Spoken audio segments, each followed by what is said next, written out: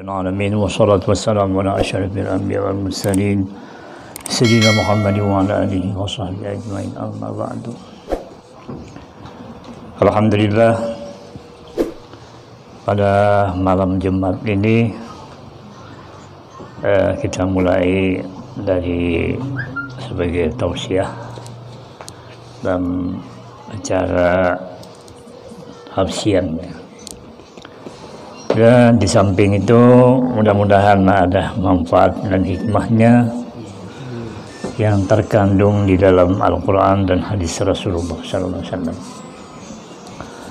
Saya hanya sedikit bercerita tentang masalah perjuangan. Setiap perjuangan menghendaki pengorbanan. Para nabi-nabi dan rasul semua berjuang. Dalam perjuangan itu menghendaki banyak korban. Sebelum Rasulullah dilahirkan ke atas dunia ini, nenek beliau bernama Abdul Muthalib. Setelah usia beliau berumur berkisar 60-an tahun, pada waktu itu anak boleh dikatakan tak tentulah anak berapa jumlahnya, anak itu belum tahu. Karena sifatnya Abdul Muthalib itu hampir-hampir mandul, tidak punya anak. Sama Nabi Ibrahim sudah berumur 60 tahun tidak punya anak. Nabi Ibrahim tuh punya istri nama Sarah, istri pertama tuh, tidak punya anak. Sudah kira-kira 60 tahun umurnya, tidak punya anak satu pun tidak ada. Jadi kata Ibrahim, ya Allah ya Tuhanku, aku ini sudah berumur 60-an tahun, istriku mengandung, aku juga kemungkinan mandul juga, istilah tabanang atau namanya tidak punya anak. Berilah aku ini seorang anak. Kalau kau berikan seorang anak kepadaku, nanti aku sanggup mengorbankan atau menyembelih dari ada anak itu. Itu nazar. Sama dengan Abdul Muthalib.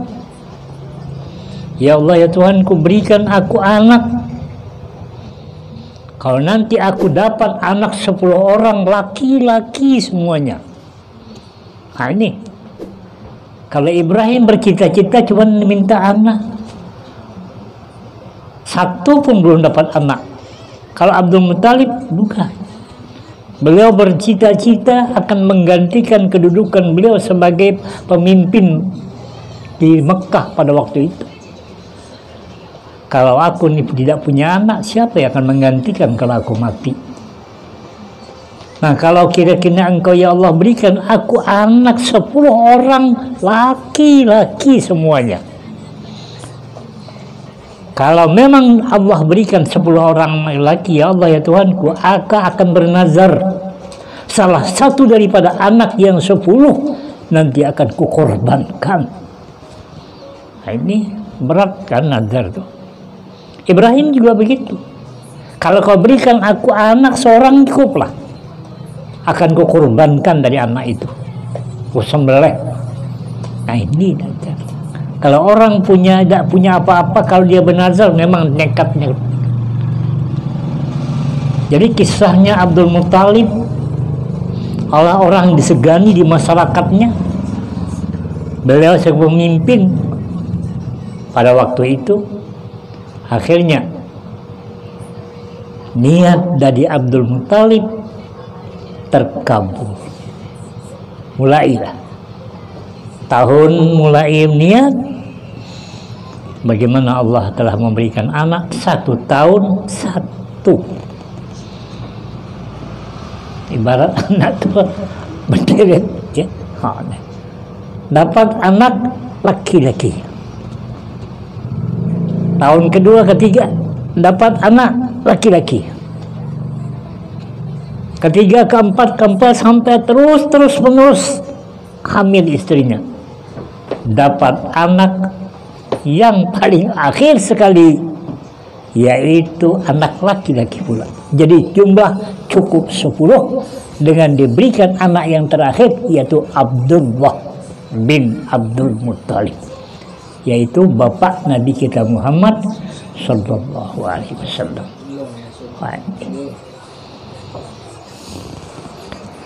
Jadi terakhir pada waktu ke-9, yang ke-10. Nah ini kalau aku diberikan Allah cukup ke-10 anak itu jadi diberi nama yang pertama, kedua, ketiga, tidak akan sebutkan namanya. Yang terakhir nanti kalau dia beri artinya anak laki-laki yang terakhir 10 orang anak, 10 itu yang terakhir siapa namanya laki-laki anak yang ke-10 itu, maka itulah yang nanti akan kukorbankan nanti salah satunya. Nah akhirnya tahun itu juga lahirlah anaknya yang terakhir, yaitu Abdullah. Lahir, kemudian Abdul Muttalib ini lupa dengan janji nadarnya.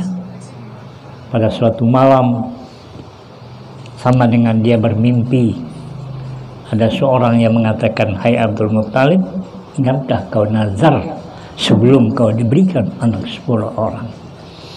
Akhirnya Abdul Muttalib berkesimpulan bahwa orang yang memberitahu ini bahwa itu memang suruhan Allah Subhanahu wa Ta'ala. Jadi besok pagi sama berturut-turut 3 malam. Kalau Ibrahim malam pertama diberikan, ada Nabi Ibrahim datang, orang tua datang, Ibrahim, ingat kau janji kau dulu, jika kau diberikan anak kau akan korbankan. Berpikir harian besok pagi, siang berpikir Ibrahim. Ya hari yang ke-8 itu namanya tarbiyah Nabi Ibrahim. Ini permainan tidur human. Kalau setan nyuruh. Padahal Ibrahim lupa dengan janjinya yang dulu. Ini bisa dilupakan. Itu sama Abdul Muttalib. Akhirnya Nabi Ibrahim malam kedua sudah mengetahui. Itu malam ke-8, itu dikatakan malam ke-9 ada Arafah. Taulah Ibrahim bahwasanya ia disuruh oleh Tuhan. Kemudian yang malam yang ketiga, akhir daripada mimpi itu mengatakan, Ibrahim, laksanakan mimpimu pada tanggal 10 Dzulhijjah, yaitu hari Nahar atau Yaumun Nahar, hari korban. Jadi penyembelihan hari ke-10 itulah dimulainya. Kemudian Abdul Muttalib begitu juga. Dia datang, kumpulkan orang seluruhnya. Siapa daripada anak yang 10 orang ini akan diundikan. Siapa yang tercabut nyawanya dari ke-10 anak ini, dicabut, itu yang akan jadi korban. Wah, ini kalau tadinya niatnya suka 10 ini ya 10 cukup. Tapi siapa di antara yang 10 orang ini akan jadi korban? Jadi dia bertanya kepada masyarakat, wahai masyarakatku, aku punya anak 10, aku sudah berjanji salah satu di antara anak ini pasti akan kukorbankan. Jadi kata masyarakat itu bagaimana? Ya diadakan bagaimana? Kata diadakan undian.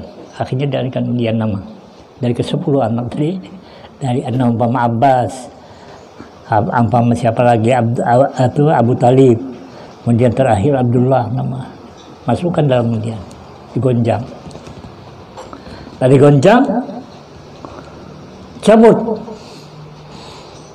dicabut pas nama Abdullah yang tercabut. Wah, ini maka janji loh. Bisa tak kira-kira kalau dia ganti yang lain? Ini 3 kali cabut. Sekali cabut, nama siapa? Abdullah. Jadi kata orang banyak, Abdullah itu orang yang baik. Ya, perangainya bagus, sifatnya bagus daripada yang lain-lain. Coba yang lain kalau gue uncang lagi undiannya, Cabut yang kedua, nama Abdullah pula. Wah, ini bahaya nih. Abdullah jadi korban. Nah, jadi kemudian yang ketiga akhirnya dicabut pula nama. Tercabut bukan yang lain, nama Abdullah pula. Wah, kalau macam ini, apakah tidak ada jalan lain? Orang banyak tentu ada pendapat.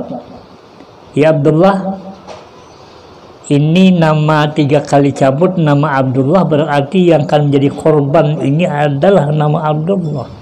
Apakah bisa ada kita gantinya daripada Abdullah ini? Kalau bisa, kami mau bersedialah untuk bagaimana caranya.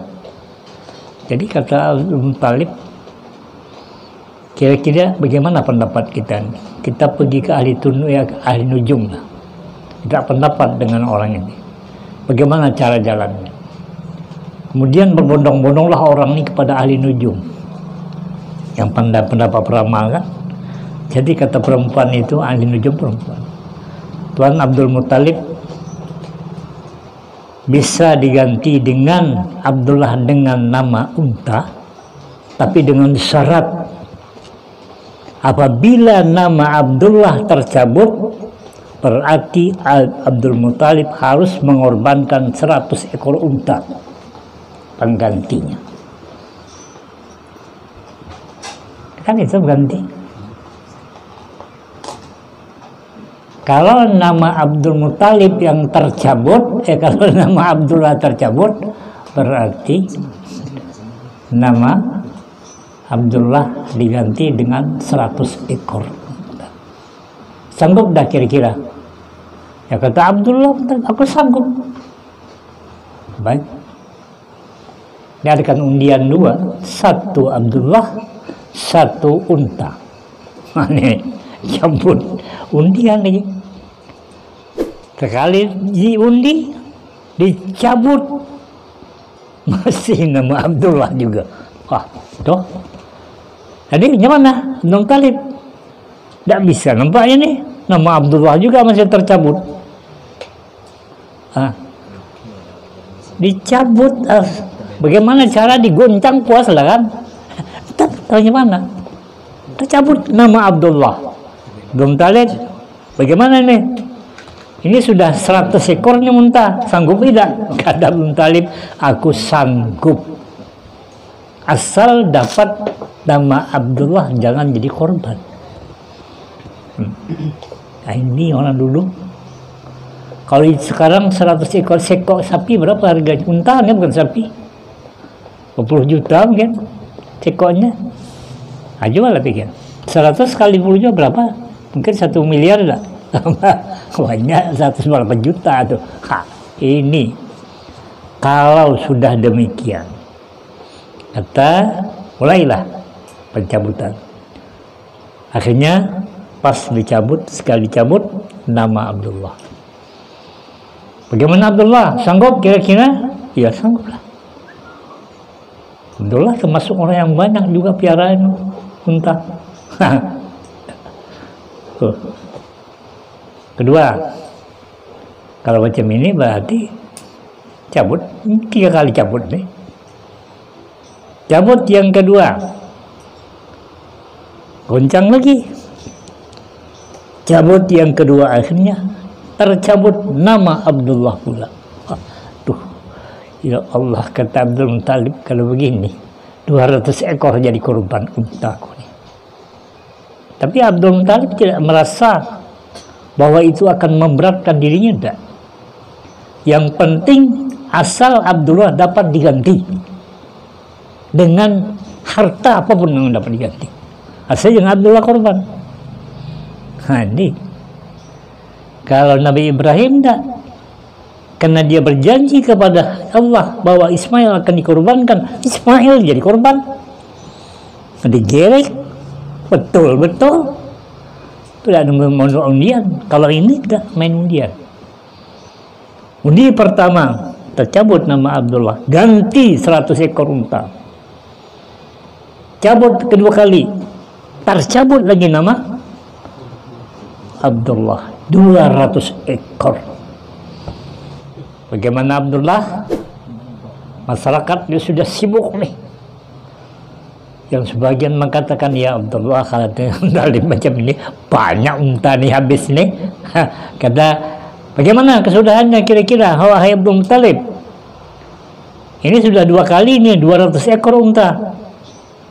Janji sanggup enggak? Sanggup. Oh, nih. Akhirnya undian terakhir dicabut. Kalau tercabut nama Abdullah, pasti Abdullah yang akan dikorbankan. Ini yang ketiga. Mau tidak mau, berarti tidak ada pengganti. Harta pun mana tidak bisa mengganti pada Allah. Tapi mungkin dengan berkah doa, diantaranya doa para saudara-saudara yang daripada ke-10, kemudian doa daripada masyarakat yang mencintai Abdul Muttalib dan anak-anaknya. Mereka berdoa kepada Allah, ya Allah, jangan kau jadikan korban Abdullah, karena mungkin nantinya di belakang akan jadi pengikut-pengikut yang banyak pula nanti akhirnya. Kalau bisa ya Allah, itu berdoa mereka semuanya, supaya jangan menjadi korban manusia, baik menjadi korban itu binatang. Ya Allah mengabulkan doa mereka. Cabut yang terakhir, nama unta lah yang tercabut. Berarti 2 ekor unta, 200 ekor unta yang menjadi korban untuk pengganti daripada nama Abdullah menjadi korban. Kalau Nabi Ibrahim alaihissalam, itu Ismail lah yang jadi korban. Jadi makanya setiap perjuangan pasti mengenai pengorbanan yang tidak sedikit juga. Begitu juga kita, tidak besar kecil besarnya pasti ada pengorbanan. Nah, sekarang termasuklah kita lah pada pengorbanan sekarang ya. Walanabluwannakum bisyai'in minal khawfi wal ju', korban kita dicoba oleh Allah dengan ujian. Satu saja hal virus tidak bisa ditangani oleh siapapun juga, oleh manusia menangani. Obatnya pun tidak ketemu sampai sekarang, ada Gus ya, belum ada obat dia. Antara Allah akan menguji, kami akan uji kamu dengan ketakutan. Ya mudah-mudahan untuk daerah kita dijauhkanlah daripada bala bencana, dan mudah-mudahan habislah kira-kira, jangan lagi berlarut-larut daerah. Makanya kami berdoa kepada setiap kali pada setelah salat asar dan salat subuh membaca surah Li'ilafi Quraisyin sebanyak 7 kali. Sekali Li'ilafi Quraisyin ilafihim rihlatash shita'i was-shayf فَلْيَعْبُدُوا رَبَّ هَذَا الْبَيْتِ الَّذِي أَطْعَمَهُمْ. Itu maknanya li'ilafi Quraisyin, kebiasaan orang-orang Quraisy. Kalau mereka pergi berdagang ke Syam, kemana-mana saja itu dalam musim dingin dan panas, فَلْيَعْبُدُوا, hendaklah mereka menyembah Tuhan ini Ka'bah. Kata Allah, Alladzi at'amahum min ju', Allah yang memberi makan kepada orang yang kelaparan.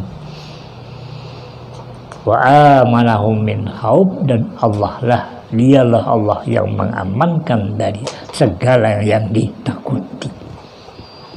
Jadi itu hikmahnya sangat besar. Maka membaca kalau habis salat subuh doa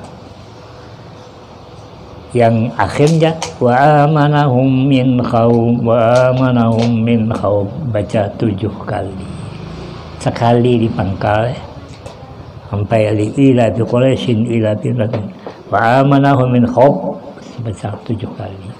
Diteruskan setiap habis salat asar, habis salat subuh. Kalaupun tidak bisa kita berjamaah di jamaah, kalau tidak kita sendiri pun bisa untuk mengerjakan masing-masing di rumah. Habis salat asar baca doa itu, doa yang lain sambung dengan doa itu. Nah, itu itu wa amanahum min khauf, mudah-mudahan Allah mengamankan daripada yang ditakuti. Kita takut sekarang tuh banyak takutnya, takut mati kena musibah, takut segala macam, takut kelaparan, takut kesukaran, takut segala macam, banyak yang ditakuti sekarang. Kalau umpamanya kelapa tak ada yang beli, takut pula kelaparan, tak bisa dapat duit. Orang ke laut begitu juga lah, udang tak laku lagi, takut dah apa yang dimakan kalau tak ada, tak laku lagi, kemana jual? Tuh. Jadi sekarang tuh doa itu wa amanahum, mudah-mudahan Allah mengamankan orang dari segala yang ditakuti, itulah. Itu yang dimaksudnya. Makanya wa amanahum min khauf itu sangat baik hikmahnya kalau kita membaca itu. Tapi dalam masalah menghadapi inilah yang kita baca ya. Kalau sudah aman nanti tidak apa-apa lagi lah. Jadi ya mudah-mudahan. Jadi apa yang saya sebutkan ini mudah-mudahan bermanfaat untuk kita sekalian.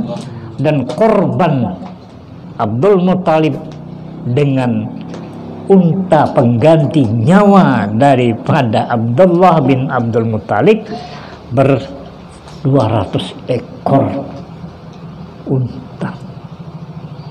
Ibrahim alaihissalam sebelum mempunyai anak dia bernazar, ya aku korbankan, aku berikan, aku sembelih kambing, aku bagi kepada orang anak yatim, segala orang miskin, 1.000 ekor kambing dibagi-bagi antar. Kemudian dia punya banyak juga sapi, 300 dibagi-bagikan sedekah. Kemudian unta, 100 ekor unta itu dibagi-bagi antar. Jadi kata orang, wahai Ibrahim, alangkah banyaknya kau korban. Kata Ibrahim, belum seberapa itu. Berapalah 1.000 ekor kambing, berapalah 300 ekor sapi, berapalah 100 ekor unta. Tak ada ternilainya kalau bagi aku. Kalau Allah berikan aku anak satu orang pun jadilah. Kalau Allah berikan lebih pada itu, hartaku korbankan. Nah, itu akhirnya Allah mengabulkan doa Nabi Ibrahim. Setelah Ibrahim mendapat anak tadi, nah dalam itu dia mengatakan, ya Allah ya Tuhanku, berilah aku seorang anak. Allah berikan anak, tapi dengan syarat bahwa satu saat nanti lupa Ibrahim ada diingatkan oleh Allah, saatnya dikorbankan. Memang Ismail lah yang jadi korban. Kalau kita baca ini banyak nih kalau kisah. Jadi mudah-mudahan apa yang kita laksanakan, apa yang kita kerjakan, apa yang kita laksanakan itu menghendaki pengorbanan. Sekarang pengorbanan kita sangat banyak. Ya, kita menghadapi masa sekarang itu banyak korbannya. Kalau apa murah, semua murah. Kita tidak dapat nak kemana-mana payah, ikut korban. Tapi kita diuji. Walanabluwannakum bisyai'in minal khawfi wal ju'i wa naqsin ya wal bal minal ju'i wa naqsin minal amwal anfusi was samarat wa basyirus sabirin. Sabar kata Tuhan. Ya. Idza asabatkum musibah qalu inna lillahi wa inna ilaihi raji'un. Bila kau ditimpa satu musibah, ucapkan inna lillahi wa inna ilaihi raji'un. Mudah-mudahan itu semua bermanfaat kepada kita dan diberikan oleh Allah ketenangan kepada kita dan dijauhkan daripada bala bencana dan Quran yang ada daripada segala. Baiklah, hal itu yang saya sampaikan dulu. Ya nantilah kita sambung lagi pada waktu lain kali. Ini tausiah saya untuk memberikan satu perbandingan antara Nabi Ibrahim dengan seorang pemimpin yaitu Abdul Muthalib, bapak daripada Abdullah, Nabi kita Muhammad SAW. Nenek beliau bernama Abdul Muthalib juga mengorbankan dengan harta sudah sekian banyak kalau nilai sekarang tuh. Nah, tapi ya itulah korban. Setiap perjuangan pasti kita mengenai pengorban. Demikianlah billahi taufiq wal hidayah. Wassalamualaikum warahmatullahi wabarakatuh.